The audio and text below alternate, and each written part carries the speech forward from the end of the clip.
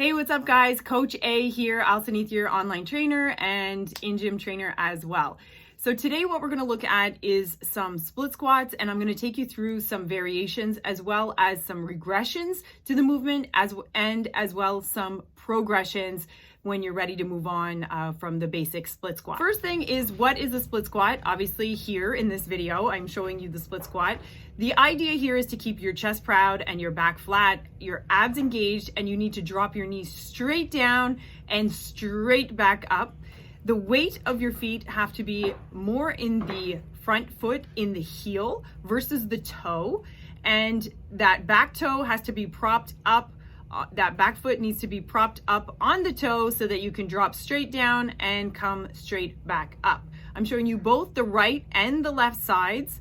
You see that my knee tracks directly over my ankle and I drop straight down, straight back up, creating a 90 degrees with the front knee and as well as the back knee. This is your basic split squat. Now, I have had some emails about it being quite difficult, and I've seen many variations. So a couple of regressions that we have here is if I use supports in order to help push down on my arms and be able to stand back up. Again, remembering that chest proud, back flat, abs engaged, and the 90 degrees with the front knee, as well as 90 degrees with the back knee. The weight should be a little bit more in the heel of the front foot. And here I give you a side view, which is really a much better view of the movement. And about 80% of my weight is distributed between both legs, so like 40-40, and then 20% is helping push or stand myself back up. So once that becomes pretty much good to go, you can go ahead and progress, get rid of one of the bars. You can put it on the right side or the left side. It does not matter, whichever feels most comfortable for you, because the split squat has a little bit of a balance component to it. And so this kind of just helps check your balance so you can work on the strength part of the movement, strengthening the knees, the hips, being able to stay upright with your torso and of course your core. Again, chest proud, back flat, abs engaged, dropping that knee straight down to the ground, pushing on the support in order to help with the balance, and standing back up, because eventually you're not going to need the balance point.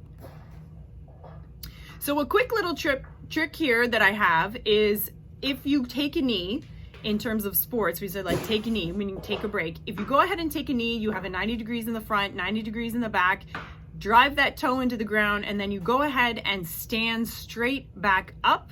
And every time you come back down to the ground is like a reset. I often give my clients a cushion for their knees so that they don't go ahead and bang their knees into the floor. And it also raises up the split squat just a little bit so you don't have to go as far with the range of motion all the way down, touch the knee, come all the way back up. You can use, this is an RX pad.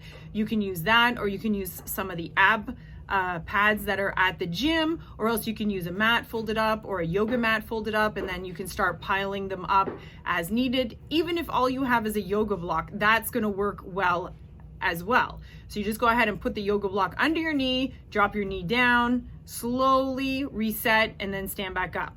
So here I'm looking for my other RX pad. I have two. One got really beat up over time, as most gym equipment tends to get beat up. It's a completely different color even.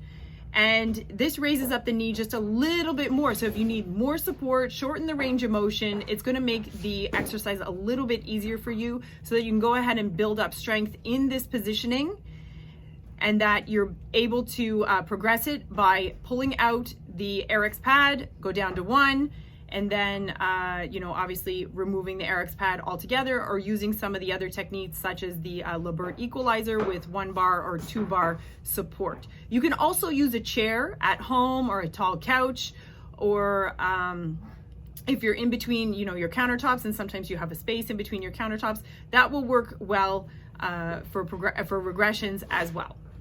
So with the split squat, if we're taking a look at progressions, like where do I go next after I've mastered the bodyweight split squat? So then we're going to go ahead and play with our arms and see where we can put our hands or our arms beside the body, arms over the head, arms in front of the body, arms on your hips, or arms out to the side. And this is going to change your balance point so that you're going to have to kind of recalibrate in order to get better at the movement with your arms in a different positioning. It adds a different dynamic element to the movement. However, the most traditional is to go ahead and add some weight in terms of progressions. So here I'm doing what's called an offset loading. You can use one, or you can use, on the right side or the left side. It doesn't really matter. You can use the same side with the same leg or opposite side with the opposite leg. Or the more traditional one that you see is when people use 2 dumbbells at the exact same time, kind of balancing out the body. So then you have something in both hands. So it's easier to stay a little bit more balanced. Again, now the key here is to drop the knee down, drive up through the top of the head, chest proud, back flat, abs engaged, and go ahead and complete for the number of reps. One often forgotten type of split squat is the goblet split squat. Now I have the block set, so I have to kind of be careful about how I rotate the block set, or they're just gonna all fall out of each other because they all interlink. And if you just tuck it up under your chin, have the dumbbell to the side, have the dumbbell vertical, it really doesn't matter what's most comfortable for you. And remembering, your chest proud, you wanna not lean over too forward and drive up through the top of the head, dropping that back knee down. And this is really a great progression getting into barbell training, because then you have the weight on the front of the body. So now we're going to look at a couple troubleshooting issues that I see.